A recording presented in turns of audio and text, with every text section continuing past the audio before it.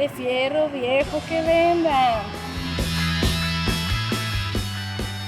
Hola mundo y bikers que lo habitan, espero que todos estén muy bien. El día de hoy me verán que no estoy en moto, de hecho ni siquiera estoy como motociclista porque hoy no soy Jessie Biker. Hoy soy Jessie Biker profesora porque este video va dedicado particularmente a todos los que están a punto de comprarse su primera moto. Sé que tienes muchas dudas, que estás viendo un montón de opciones y hoy te voy a contemplar algunas características y consideraciones que seguro no habías pensado y nadie te había dicho. Así que espérate, siéntate, cómete unas palomitas y pon atención porque inicia la clase. Si eras el chico o la chica de los plumones, es tu momento de brillar. Vamos a poner colores representando cada una de las motos que queremos. En este caso tenemos en mente 3. La moto A verde, la azul, que es la moto B, y la roja, que es la moto C. En esta tabla quiero que te sientes y tomes apuntes, y si no los tomas bien, hay tabla. ¿Quieres una moto no tan cara? Te aconsejo que en tu primer moto, porque es con la que vas a empezar, no gastes demasiado, que sea una moto económica y que tenga otras características. Es obvio que el precio no define todo, no la más barata es la mejor. Vamos a hacer una comparativa para que con esta tabla sepas cuál es definitivamente tu mejor opción y no solo por el precio. Tienes en mente tus 3 costos. Imaginemos que la moto azul es la más barata. Esta la encontraste en 35,000 pesos. Luego la moto roja estaba un poquito más cara, esta estaba en 40. Y la moto verde estaba mucho más cara y estaba en 45. Aquí vas a tener un pequeño truco. Marca las agencias como si ya fueras el dueño de tu motocicleta y pregunta cuál es el costo del servicio de cada una de ellas. Obviamente tienes que considerar también cada cuánto se le hace, porque hay motos que tienen un servicio más económico, pero se lo tienes que hacer más frecuente y entonces ya no conviene tanto. A veces las motos que tienen un servicio un poquito más caro también tienen servicios menos frecuentes y entonces seguro que te conviene más. Supongamos que ya marcaste y te dijeron que la moto azul está en 1,000 pesos el servicio. Y la moto roja estaba más barato el servicio, pero la moto verde estaba más cara. Es importante que vayas a los servicios de la agencia, sobre todo porque algunas tienen sistemas, mediciones, conocen muy bien la motocicleta y pueden garantizar que el servicio se haga adecuadamente. También si vas a los servicios en una agencia autorizada, vas a asegurar que tu moto no pierda garantía. De verdad, es muy importante que consideres hacerle los servicios primeros, que son los más importantes que pueden asegurar que tu moto dure muchos años y que los hagas con los distribuidores autorizados. El siguiente punto es el seguro. Es algo que luego no consideramos, gastamos todo en la moto y decimos, podemos salir así y luego lo compro. ¿Y qué crees? Pasa un percance y entonces te sale carísimo volver a salir de ese problema. Las motos deben circular con seguro, no solo por tu seguridad, también es ilegal no hacerlo. Te recomiendo que también marques a las agencias y les preguntes qué seguros te recomiendan para sus motocicletas. Y llama como si ya fueras el dueño de la moto, pregunta cuánto cuesta que te aseguren, porque eso también depende de ti como piloto, dónde vivas, qué moto es la que vas a elegir, para qué la vas a utilizar. Eso va a hacer que los costos sean variantes. Supongamos que el seguro de la moto azul era el más barato y va a estar en 9,000 pesos. Acomodamos el resto. Tú podrás pensar que el mejor negocio es adquirir una moto barata, pero esa moto se tiene que alimentar de algo y consumen gasolina, y la gasolina cada día es más cara, así que tienes que considerar el número del rendimiento, es muy importante. En este caso lo vamos a hacer un poquito al revés. Supongamos que la moto más rendidora es de 40 kilómetros por litro. Las que le siguen tienen números menores y las vas acomodando estas así de mayor a menor. Vamos con otro dato, la depreciación. Eso casi nunca pasa por la mente, pero es tu primer moto. Te va a encantar andar en moto, es tu moto de acceso, pero ¿qué crees?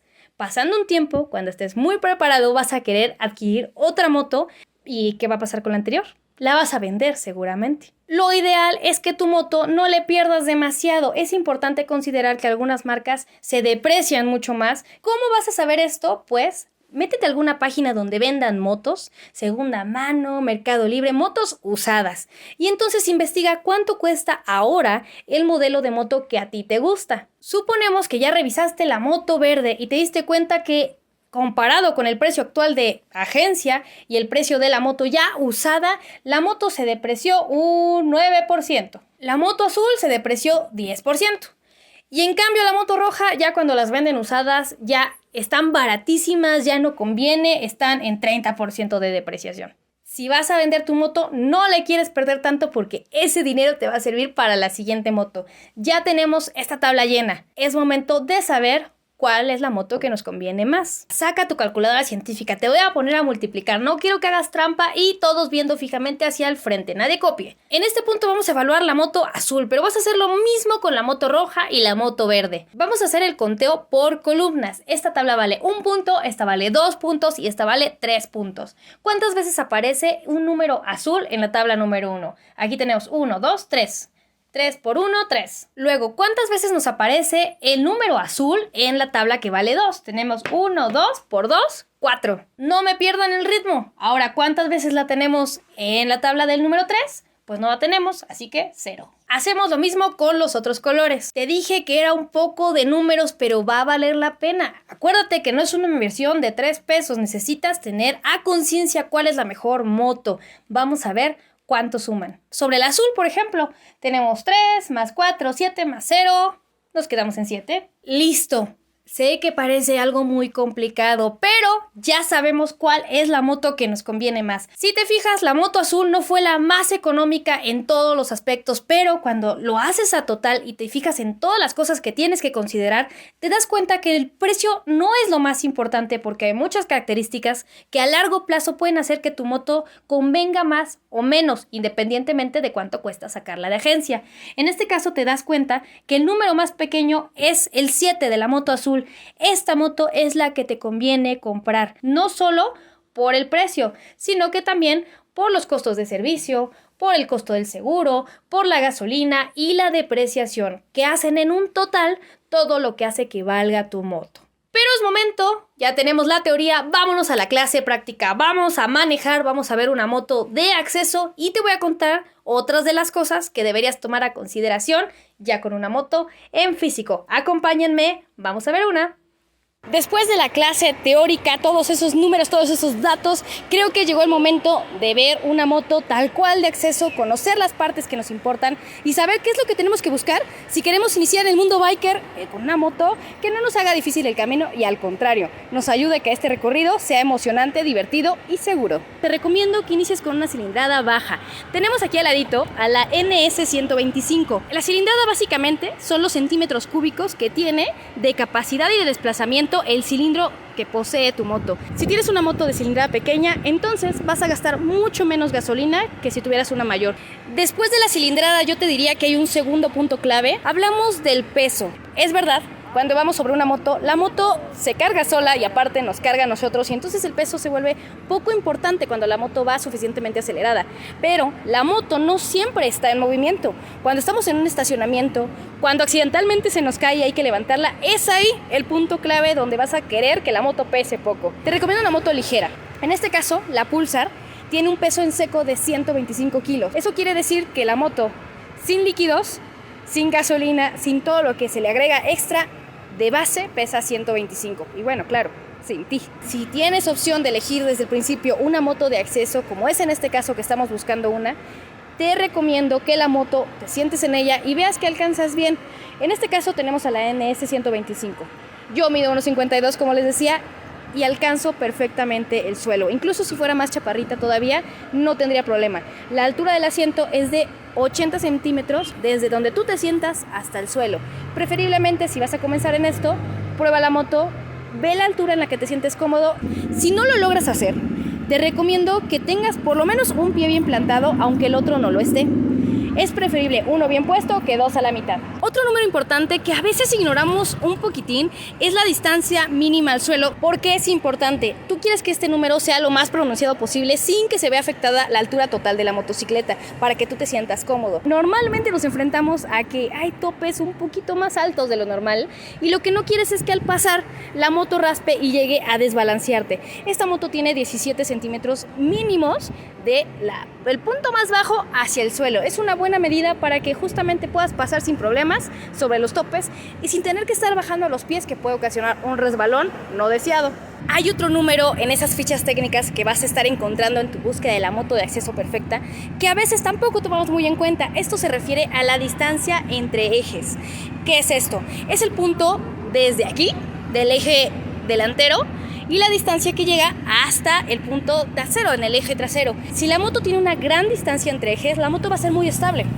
Pero también pues van a costar más los giros cerrados, va a ser un poquito más aburrida. Pero si la moto tiene un número muy pequeño, la moto va a ser súper ágil, se va a poder mover, va a poder filtrar, pero también va a ser un poquito más nerviosilla. La distancia entre ejes tiene 132 centímetros de eje delantero a eje trasero. Es un número bastante equilibrado, lo que va a hacer que sea una moto ágil, pero que no pierda estabilidad en las maniobras de uso diario. Para una moto de acceso yo te recomiendo que tengas sistemas mecánicos no demasiado complejos, que sean motos sencillas pero confiables. En este caso, por ejemplo, Bajaj tiene un sistema SOHC. Sí, yo sé, son muchas cifras, muchas letras, muchos números, no te preocupes, te lo voy a explicar. Este sistema significa que tiene un sistema basado en un árbol de levas.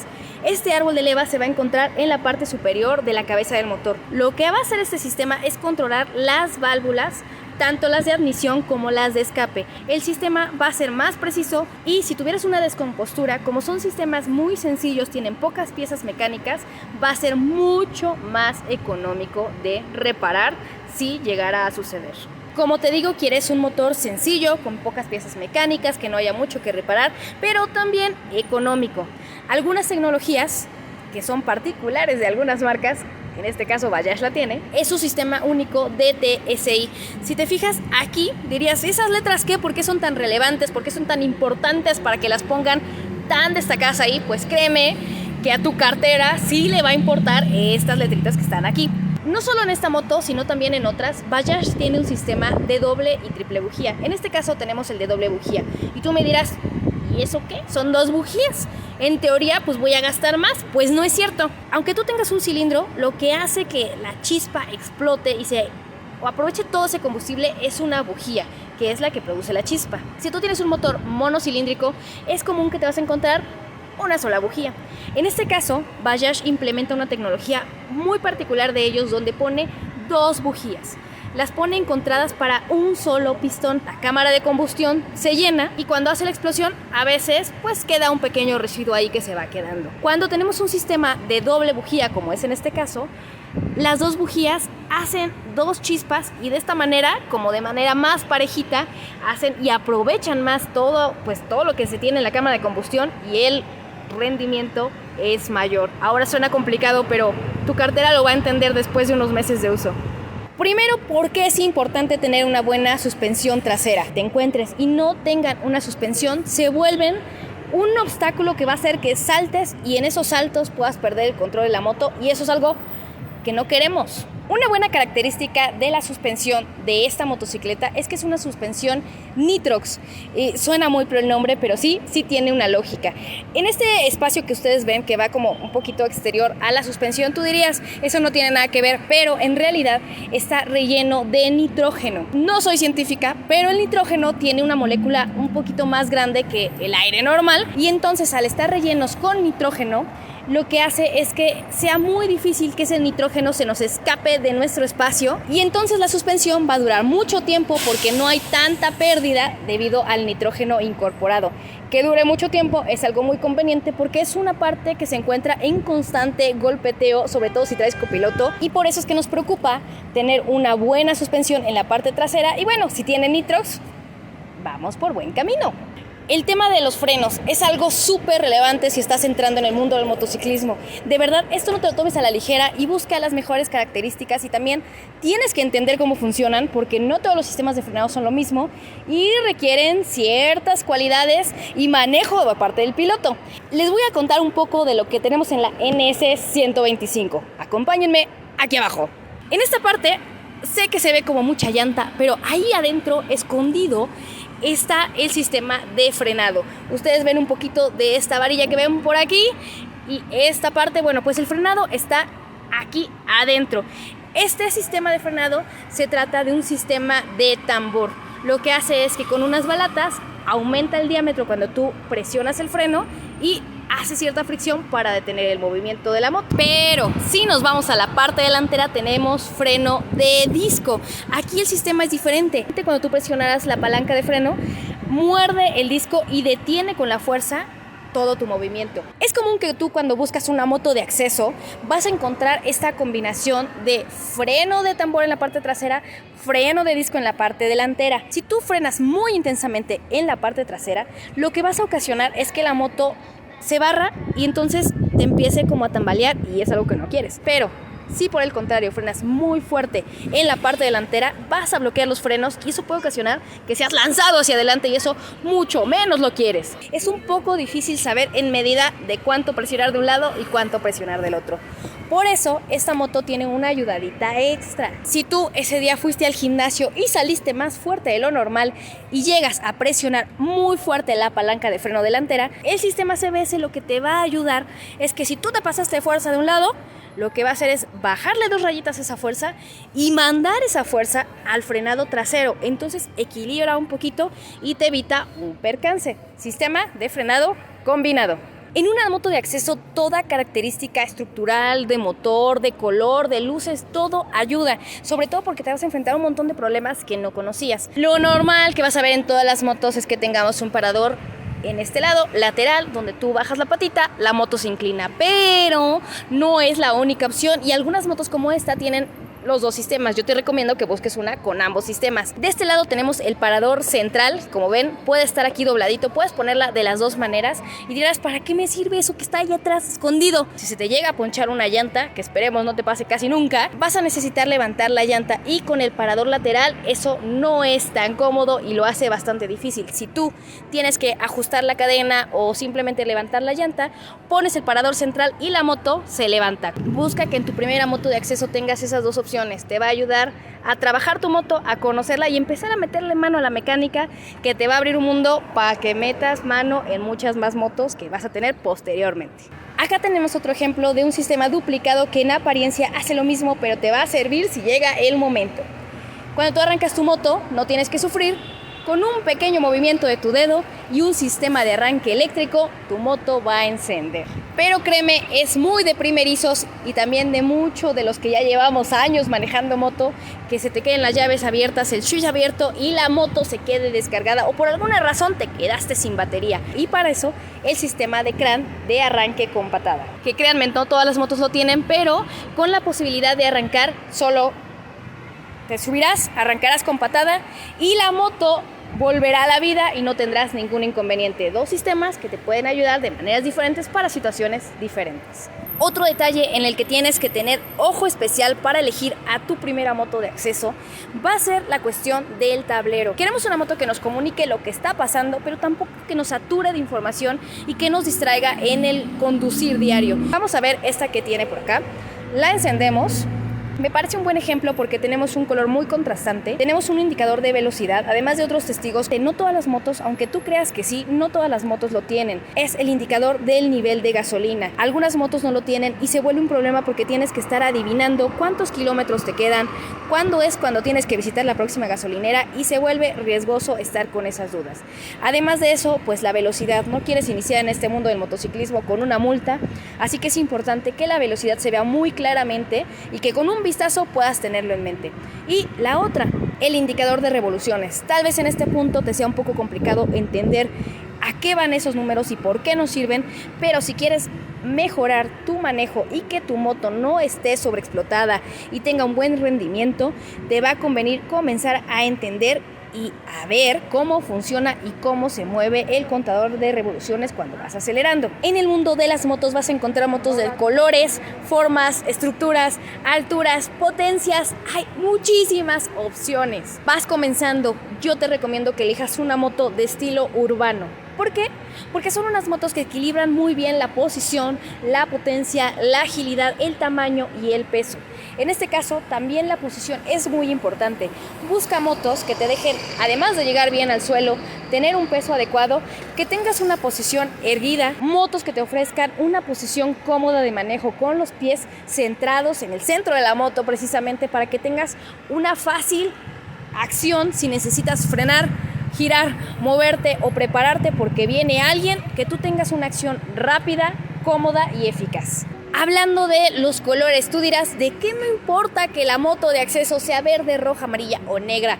Pues sí, créeme que sí importa porque puede reflejarse en seguridad pasiva. ¿Y qué es la seguridad pasiva? Pues son todas estas características que podemos ponerle a la moto o a nosotros para hacernos más visibles hacia el exterior. En este caso yo te recomiendo, si te gusta, porque también dependerá mucho de tu gusto, pero si eres flexible en ese tema, elige motocicletas de colores muy llamativos y muy vívidos, como es en este caso un color amarillo, que va a hacer que los automovilistas u otros motociclistas o peatones te tengan muy en la mira cuando vayan junto a ti. Ahora, vamos a todos esos números que nos hablan de potencia, caballos de fuerza, newtons metro. Vamos de regreso, porque esto amerita una pizarra y una explicación científica.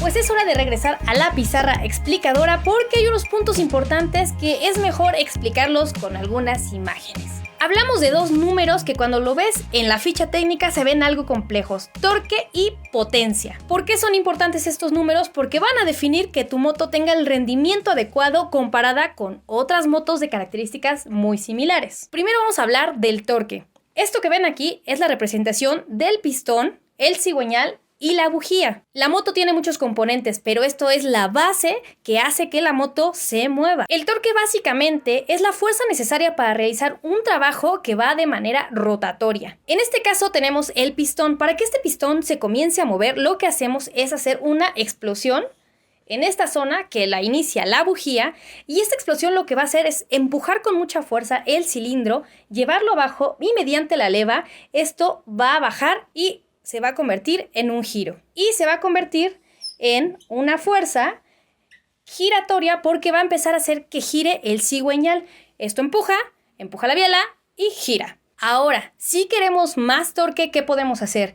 Hay dos alternativas. Uno, una explosión un poco más fuerte para que empuje con más punch, o una biela más larga para que haga más palanca. Obviamente no podemos tener una biela gigante porque pues, los motores están limitados a cierto tamaño, entonces no siempre es posible. Hablando de la NS125, ¿cuánto tiene de torque? Tenemos un número que a simple vista se ve algo complejo: 10.78 newtons metro, que es la unidad de medida del torque, pero para medir esto, el motor tiene que estar revolucionado a 6.500 revoluciones por minuto. Cuando el motor logra llegar a sus 6.500 revoluciones por minuto, que son las vueltas que da, es cuando tenemos reflejado el 10.78, que son los newtons metro, que representan la fuerza de torque del cigüeñal. Para simplificarlo aún más, les voy a poner, piensen en una bici. Todos hemos andado en bici, sería muy raro que fueras motociclista y no lo hubieras hecho. Para que te sea más fácil entenderlo, regresa a tu pasado y a tu niñez e imagínate en una bicicleta.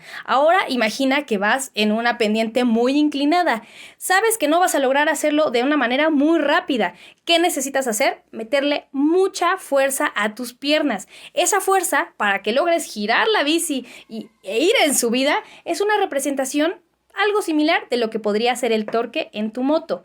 Si vas a utilizar una moto que requiera mucha fuerza para cargarse a sí misma, entonces necesitas una moto con buen torque. Ahora con ustedes les tengo otro número que también es algo largo de entender, pero es muy importante para que entiendas el rendimiento de tu moto. Se trata de la potencia. Normalmente la vamos a ver representada con dos letras. En realidad esto se refiere a horsepower, que la traducción serían caballos de potencia, pero nosotros solemos decirles caballos de fuerza. ¿Y cómo se obtiene un caballo de fuerza? Básicamente es la energía necesaria que requiere un caballo, en serio, un caballo, al que le amarramos una cuerda y en una pendiente necesita subir verticalmente. Básicamente es cuánto tiempo necesita una fuerza para realizar un trabajo. Y me dirás, en la moto, ¿eso cómo se ve?